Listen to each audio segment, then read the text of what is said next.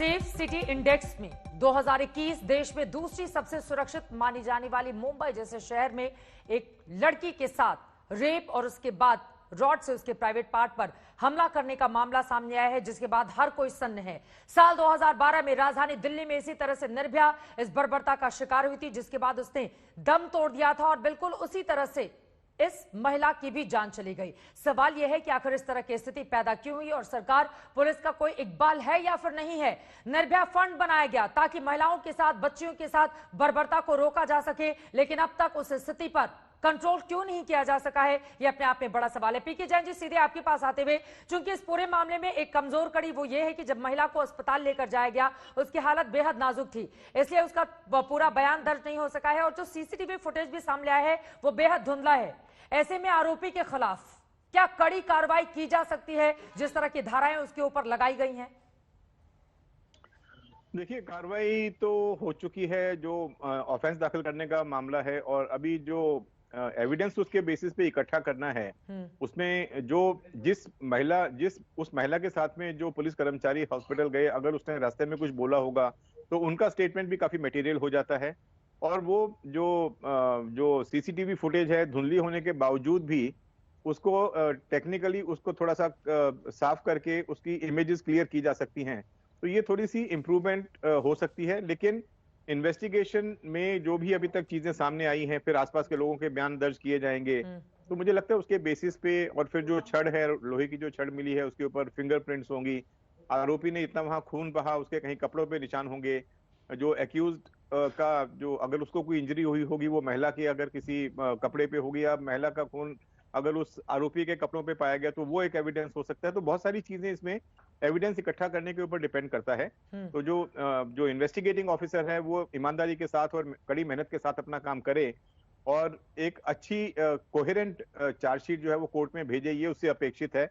और वो हो गया तो इस आरोपी को सजा होने से कोई नहीं बचा सकता, क्योंकि जो भी हो 10 मिनट के अंदर इसको पकड़ा गया, सारी एविडेंस इकट्ठी की जा सकती है और जो सर्कमस्टेंशियल एविडेंस है वो भी काफी इंपॉर्टेंट है। तो मुझे लगता है कि इसमें इस आरोपी को सजा होगी ही, इसके बारे में मेरे मन में कोई शंका नहीं है। लेकिन क्या इस पूरे मामले को नजीर के तौर पर बनाकर देश के सामने रखा जा सकता है ताकि दोबारा किसी महिला के साथ इस तरह की बर्बरता नहीं हो? प्रेम शुक्ला जी, इसके पहले पीके जैन साहब ने यह कहा था कि वारदातें पहले भी होती रही हैं, आगे भी होती रहेंगी, लेकिन इसी से जुड़ा हुआ मेरा सवाल यह भी है, निर्भया फंड बना ये कहते हुए कि महिलाओं के साथ बर्बरता रुक जाएगी, लेकिन कई ऐसे राज्य हैं जिसमें बीजेपी शासित राज्य भी शामिल हैं जिन्होंने उस फंड का ठीक तरीके से महिलाओं की सुरक्षा के लिए इस्तेमाल ही नहीं किया है। 2020 के जो आंकड़े बताते हैं, तो पलट के आप लोगों के राज्य को लेकर भी सवाल पूछे जाएंगे। या फिर महिलाओं की सुरक्षा में हर एक राज्य सरकार इस तरह की कमजोर क्यों साबित होती है? हर राज्य को अपने दायित्व का निर्वाह करना चाहिए। निर्भया फंड का समग्रता में सदुपयोग होना चाहिए। महिलाओं की सुरक्षा सुनिश्चित होनी चाहिए।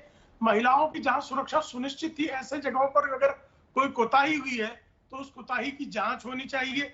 अब जिस तरह से आदरणीय जैन साहब ने कहा, अब इस मामले में सारे सबूत आपके पास हैं, अभियुक्त की गिरफ्तारी हुई है, आप फास्ट ट्रायल कोर्ट में मामले को चलाने के लिए मुख्यमंत्री कह चुके हैं, तो आप तीव्र गति इसमें दंड दिलाएंगे तो बाकी मामलों में भी डिटरेंट होगा, कि बाकी भी अपराधियों को इस बात को लेकर भय होगा कि यदि हम अपराध करेंगे तो पकड़े जाने पर हमारे अपराध पर तीव्र गति से दंड की प्रक्रिया होगी और तीव्रता से दंडित किया जाएगा।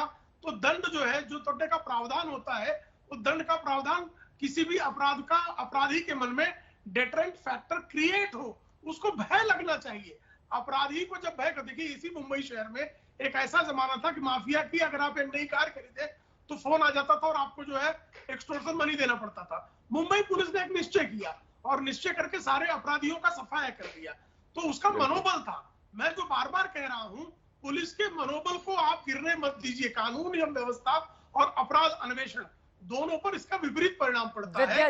इसलिए हर शासक से यह अपेक्षा है कि वह अपराध अन्वेषण एवं कानून एवं प्रशासन में पुलिस की जो दक्षता है उसको बेहतर बनाए रखने की दृष्टि से सकारात्मक हस्तक्षेप करे। लेकिन विद्या जी, इसी के साथ जब इस तरह की वारदातों के लिए हम ये कहेंगे कि दरअसल सोशल मीडिया और इस तरह की मूवीज, सिनेमा ये जिम्मेदार हैं, तो क्या आपको नहीं लगता कि अपराधियों का मनोबल बढ़ेगा इससे? ये मुझसे देखिए, प्रश्न आप है। विद्या जी किसी से बयान प्रॉपर का कंट्रोल एकदम नहीं है सरल उनके सरल ऊपर, अर्थ इसके बारे निकाल में कोई दो राय लेती नहीं है। है। देखिए, आपको आप मैं आज ये कोई बताऊंगी, OTT प्लेटफॉर्म की सुरेंद्र सिंह जी, एसपी सुरेंद्र प्रताप, जो आपके आज तक के जो एसपी सिंह थे, उनकी पत्रकारिता का अभ्यास करेंगे तो आपको मैं क्या कह रही हूँ उसका समझ में आएगा। आजकल जो फिल्मों में हो, चाहे यूट्यूब पे हो, चाहे किसी भी माध्यम से, अगर सोशल मीडिया से अत्याचार की घटनाएं, मारा मारी, जला लेना, ये करना, बदला लेना, बदले की भावना, ये अगर बच्चों तक अगर सीखते हैं तो वहीं से सीखते हैं। आज घर में आप देखेंगे तो घर में परिवार छोटा हो गया है, माँ बाप नौकरी के बहाने चले जाते हैं, बच्चे स्कूल से आते हैं तो बच्चों को देखने वाला घर का कोई नहीं है, ना ही दादा दादी है, ना कोई मासी है, ना कोई कुछ है। तो इस तरह से बच्चों की जो परवरिश होनी चाहिए वो ठीक से होती नहीं। इस तरह बच्चों के ऊपर सोशल मीडिया और मीडिया से और हिंदी फिल्मों से इतना मारा होता है कि आजकल बदले की भावना, खून खराबा, रिवेंज लेना, ये जो मानसिकता है, ये इसमें कहीं तो ना जब कहीं सब कुछ इसका फिल्मों भी से एक होता है, सिनेमा से होता उसका है, भी एक परिवार में इस percentage तरह है। की स्थिति पैदा हो जाती है, तो राज्य सरकार फिर श्रेय लेने की कोशिश क्यों करती है कि हमारी सरकार बनी तो महिलाओं की सुरक्षा देंगे?